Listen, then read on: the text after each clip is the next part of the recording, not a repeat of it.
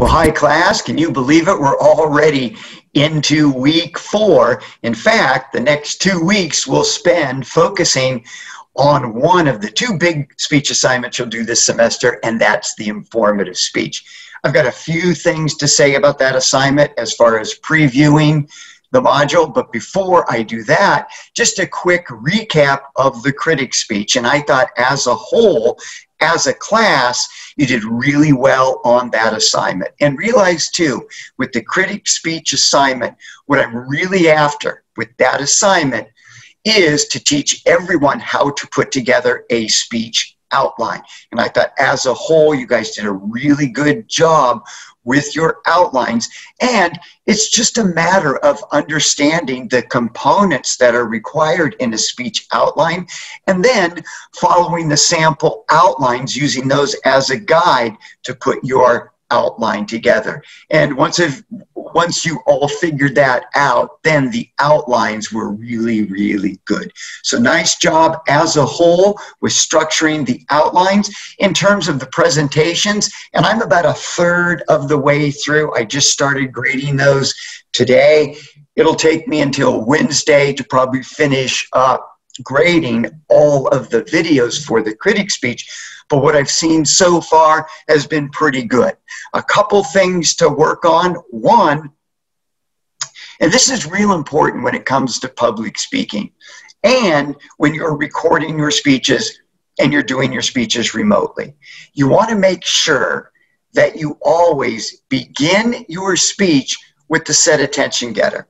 And so you want to make sure with that presentation that you establish your presence as a speaker before you say that opening line. And what happened with the few speeches, you hit record and then jump right into the speech, but that doesn't really give you any chance to establish your presence as a speaker. And with some of you kind of cut off that opening line. So make sure when you start a speech and you're going to record it, after you hit record, take a second, just kind of go 1001 in your head and focus your eyes right on the camera. Now, you've kind of taken a second to establish your presence as a speaker, then deliver that opening line. So rather than just kind of rushing into the speech, hit record, look up, focus your eyes on the camera, 1001, and then deliver that opening line and make sure that opening line is the first sentence of the attention getter. And then when you end your speech, it's real important that that last line has a strong sense of finality so that after you deliver that line, everyone who's watching knows that the speech is over. And so you've really got to work on your timing with delivering that last line. You want to slow it down and then use a few more pauses than maybe you normally would. And then when you deliver the last couple words, just kind of drop your volume on the last couple syllables to give it a real strong sense of finality. If you do that, then you should never have to end a speech with a thank you. I've never believed in speakers thanking the audience anyway at the end of the speech because the speaker's the one doing all the work. No, the audience will thank you with a round of applause. So really focus, now that we kind of got that first actual assignment of a speech under our belts, let's make sure that we always begin with the set attention getter and we don't rush right into the opening. We take a second to establish our presence, get our eye contact set, then go into the opening line, and then you want to make sure that you deliver that closing line so it has a strong sense of finality. And the last thing that you say should be the last line of the speech. Biggest thing for everyone to work on, though, from the critic speech, and I want to see an improvement as we go from the critic speech to the informative speech, you've really got to make sure that you maintain your eye contact with the camera, not with the screen. And some of you even started out well, eyes are on the camera, but as you navigated through the speech, now the eyes are dropping more and more on the screen. And the reason why is a lot of you just have your outline right there on the screen. And so what happens, you just end up reading your speech to the audience. And you don't want that, right? You cannot engage your audience. You cannot maintain the attention of your audience unless you look at them. And so you've got to make sure that you have a good enough grasp of your content so that your eyes are on the camera more than they are on the screen or on your speech. And it's perfectly okay to glance at the outline, right? I don't mind if your outline is right here in front of you, and then every once in a while you glance down, see the next line. That's why that spacing is so important in the outline. If you have stuff all jammed together in big paragraphs and clumps of information, now when I glance down at the outline to find my place, it's harder to find it. It creates a longer, awkward pause. So you want that nice spacing, but it's perfectly okay. Say a line, look down, see the next line, look up, deliver the line. As long as your eyes are on the camera more than they are on the screen or on the outline, you're on the right track. But for a lot of you, it's just a matter of putting in the practice. And so a good rule to follow, and I know with the critic speech, you were kind of up against it and only had a couple days between submitting your outline and submitting the actual speech. You'll find you'll have a little bit more time when we get to the informative speech. You'll have a week between the due date of the outline and the due date of the actual recording. The key to being an effective public speaker is to make sure you use that time between finishing the outline and delivering the speech to practice your speech. And when you practice, you always want to say your speech out loud. Don't just practice in your head, kind of going over it, because you want to speak the words into existence. That helps you with your enunciation, your pronunciation as well. So when you practice, always practice the speech out loud. But a really good way to prepare for a speech is, once you have your outline down, now just take that outline and just start reading the speech out loud from the outline. Now, when you're reading it, try to create a nice conversational, personable flow so it doesn't have that red sound. But essentially, the more times you read through your speech out loud, the more information you're going to retain. Repetition is the key to retention. That's why sometimes, you know, you might be walking down the street, driving somewhere, and all of a sudden you're singing some goofy little song that was on a commercial that you saw 50 times over the weekend, right? Repetition is the key to retention. Look, I never set out to actually memorize all of the lines to Hotel California by the Eagles, but I've heard that song so many times, it comes on, and I know all of the lines because repetition is the key to retention. And so what you have to do is really focus on reading your speech out loud over and over and over again. And each time you read it, try to hold your head up so you're less and less dependent on the outline until you get to the point that you can get through the entire speech with only having to glance down at your outline a few times. So you've got to learn how to practice your speech effectively. And the longer time you have in between writing the speech and delivering the speech, you want to use that time to practice. Think of it like being in a play, right? And so if you're in a play, you don't get your lines right before the start of the speech and then everybody's up on the stage and they're reading their lines straight from their little playbook, right? No. They've learned the lines, they've practiced the lines, they've practiced saying the lines, so then when it comes time to perform, they can perform their lines without being tied to the playbook. That's the same thing with public speaking. In fact, public speaking is really a performance art. And so if you kind of look at it like being in a play, and I'm going to be a lot better actor if I learn all of my lines so I can look out at the audience or I can look at the person that I'm talking to, you're going to be a much better actor. Same thing when it comes to public speaking. Public speaking is a performance. You've got to put in the practice time. Best way to practice is to practice saying your speech over and over and over again until you can get through the speech without being dependent on the outline. So that is the big area of improvement that I want to see with the informative speech.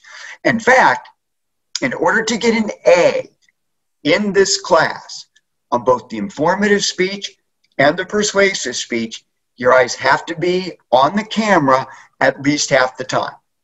If you do your informative speech, but you only look at the camera maybe 2 or 3 times and the rest of the time eyes are on the screen, we can even kind of see your head move and your eyes move as you're reading the speech, you won't end up with an A in the class. You can still pass the class, do okay, but to get to that top level of public speaking, you've got to have your speeches down well enough so you can look at the audience, because that's the most effective way to engage the audience, to draw them into your speech, and to maintain their attention all the way through.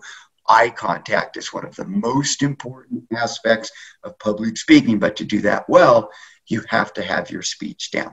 Also, too, some of you keep working on vocal variety and really controlling your rate. Some of you a little bit too fast, and typically the faster rates come with the speeches where the speaker is looking at the speech more than looking at the camera. We just tend to read a little bit faster than we speak.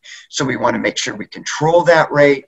Nice use of vocal variety. You want to have that nice conversational, personable tone. Boy, some of you did this really, really well too with the critic speech, but you've got to make sure you're utilizing your voice effectively to also engage and maintain the attention of the audience. So with the critic speech, good job.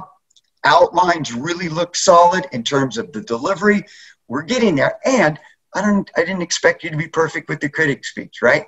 We're all works in progress. I just want to make sure that you're improving from speech to speech. So whatever comments I had for you or whatever comments you'll receive on the critic speech, now you're looking to really utilize that information to make your delivery even better when we get to the informative speech. All right. Now we're coming up to the informative speech. This is a 4 to 6 minute presentation, so the speech is going to be a little bit longer. Also, we're going to learn a new outline format that we're going to use to put our informative speeches together.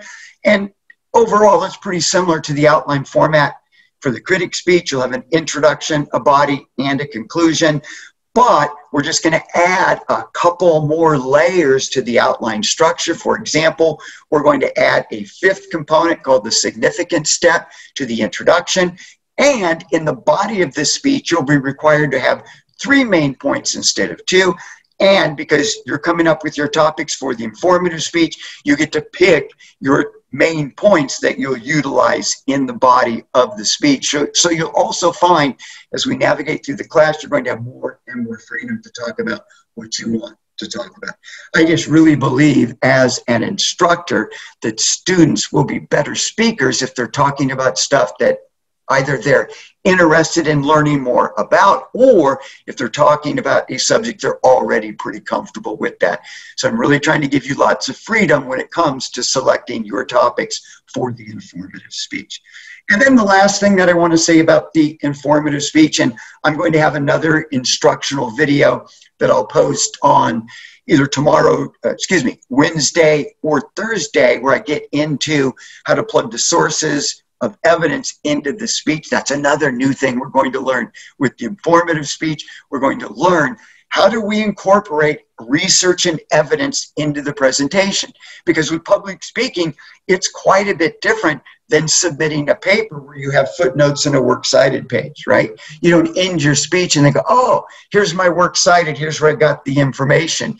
No, you're actually going to cite your sources. You'll actually tell the audience, I call these according tos, you're actually going to cite your sources during the flow of the speech. So we'll learn how to do that with the informative speech. But just for the sake of this video, for the informative speech, let's focus on understanding the difference between an informative speech topic and a persuasive speech topic.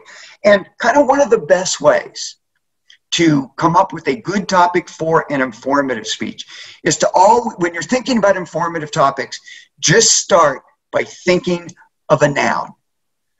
Nouns can help us find good topics for an informative speech. And what I mean by that is, so what are the 3 aspects of a noun? Well, we've got people, we've got places, and we've got things. If you want to make topic selection really easy for the informative speech. And for some of you, you've already brainstormed for your informative topics and you submitted those, and then you got a comment back from me, hey, these are really persuasive topics. They work better as persuasive topics, not good as informative topics. An easy way to go is just to do your speech on a person. So when you think of a noun, the first thing that we think of would be people or persons, right? And so doing your speech on a person, great topic for an informative. And all that we ask is that there's a reason why the audience would want to know about this particular individual. But I would say because we're in a college classroom, as long as you can find research on someone, that individual should work as a topic for an informative speech. So when it comes to informative speeches, doing a speech on a person, easy way to go. And then second part of a noun, places. Another easy way to go with the informative speech is to do your speech on a place, on a location. Boy, over the years, I've heard informative speeches on anything from Disney World to an informative speech on the history of Solano Community College. So places work really well as a topic. Also, the last part of the noun would be things. Well, things can be great as an informative topic. And so I kind of divide that into categories when you're thinking about things. Another pretty easy way to go with the informative speech is to do your speech on anything that's been created or any kind of invention. And boy, over the years, I've heard informative speeches on anything from cell phones to toilets, right? So anything can really work as a topic for an informative speech. It could be something that's been invented or created, or another easy way to come up with an informative speech topic, walk around the house with a pad and a pen. Just start writing stuff down. Oh, I could do an informative speech on coffee, tea, peanut butter, right? I already mentioned the toilet. I heard a pretty funny informative speech. It was years ago, but it was on farts. That was a funny informative speech. Also realize informative speeches tend to be lighter in nature. So the goal of the informative speech is really to teach the audience something. But what's so important, and I've always felt this is one of the more difficult concepts for audiences to grasp, is understanding the difference between a good informative topic and a good persuasive topic. So I've already told you the way to find a good informative topic is to start by thinking of a noun. You could do your speech on a person, you could do your speech on a place, you could do your speech on a thing, and that could be anything from an invention to something that's a common household item. Also, think of your hobbies and interests. That could be another way to go. I know that some of you are really into skateboarding. Some of you are into specific sports, right? You could do an informative speech on the history of skateboarding. You could do an informative speech on the rules of volleyball. All of those work as good informative topics. But what we don't want with an informative topic is a topic that focuses more on a problem to be solved or on an issue of controversy. And a few of you have already turned in or submitted your brainstorming for the informative topics. But as I've looked at that list, I would say more than half of those topics I've seen are better as persuasive speeches because they either focus on an issue of controversy, even if it's something like in-class learning is better than online learning, right? Well, that's an issue of controversy, right? Some might think that online learning is better. Others might think that in-class learning is better. And so what you're really doing with that speech is you're going to defend one over the other. That's also, remember this, when you submit your informative topic proposal, or if you haven't done the brainstorming yet and you're submitting your topics for an informative speech, always write them in the form of a statement. Never write it as a question, because if you're asking if one thing is better than the other, we want to know the stand that you're actually taking. And that's why those kinds of topics where you're comparing one thing to the other work better as persuasive speeches, because essentially you're going to persuade us that one is better than the other, even if it's dogs are better than cats, right? Or in-person learning, better than online learning. So you want to make sure that you always word your topics as a statement.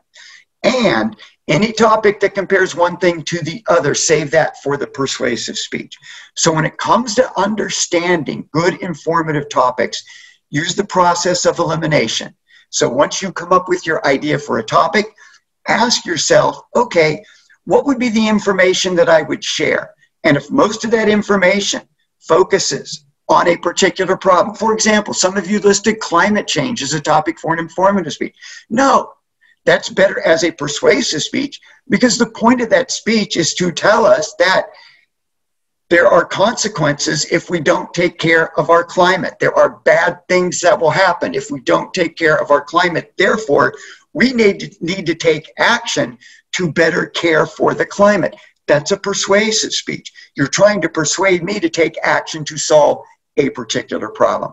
Let's say that you're focusing on depression, right? Well, that's a problem to be solved. You wouldn't just be giving random information about depression because you want us to know about it. The reason we want to know about it is so we can deal with it if we get it or if we know somebody else who does. So when it comes to good informative topics, any topic that's focusing on something being better than something else or doing something to make a situation better, those work as persuasive topics. And again, if you want to be really safe with the informative speaking assignment, do your speech on a person, do your speech on a place, do your speech on a thing. Don't look at issues. Issues work better as persuasive topics. And that'll probably be the most challenging thing that you'll work on this week. And by way of practice, for those of you that haven't submitted your topics yet and you haven't submitted your brainstorming for topics for an informative speech, go to the discussion page and look at the topics that students have already submitted and see if you can kind of go through and pick out the informative topics from the persuasive topics. You really want to get that understanding down because we'll use a different outline format for the informative speech than we will for the persuasive speech. That's why identifying the type of speech that you're going to give is so important when it comes to public speaking, because that'll determine the outline format that you're actually going to use. All right, so finished up with the critic speeches. Now we're getting ready for the informative speeches. The first thing that you'll be focusing on is coming up with a good topic for your informative speech. And then last of all, let's jump on the modules real quick. I just want to make sure that you know where to find everything as you're working on the informative speaking module. And you'll be on this module for the next 2 weeks. Let's look at the modules now. All right, so we are on the modules now, and we'll be working on this module for the next 2 weeks. And so you just want to make sure that you go through all of this info. These are all pages with information and videos. So you want to make sure that you watch everything, get all the available information. You do that, you're going to do really well on the assignment. And right here in the second module, this is on topic selection. So here, go into detail even more on what makes a really good topic for an informative speech. And then you want to make sure that you watch this video here. I kind of go through what I just mentioned a little bit more in detail on understanding the difference between an informative and a persuasive speech. All right, and then back on the modules. Here, real important outline formats. So that'll show you the outline format that you'll use. I'm going to put up another video going over that this week. You have some sample outlines that you can look at. And again, you just, as you put your outline together, compare it to the sample outline. And here we can see in the significance, that's the new section, we're adding to the introduction. Here we have an example of how to cite a source in a speech. Whenever you're citing sources in a speech, you only need to tell us 3 things about the source: who said it, what publication it was in, and the date it was said. And then we go down to the body of the speech, and then notice that you're going to have 3 main points instead of 2. And then in the conclusion, you'll be doing the exact same thing you did in the critic speech. Review your main points, restate your thesis, end your speech, in a way that adds a strong sense of finality, and a good way to do that is to refer back to the opening attention bit. All right, and then back on the modules, and then the last thing that I want to draw your attention to, right here on the informative topic proposal,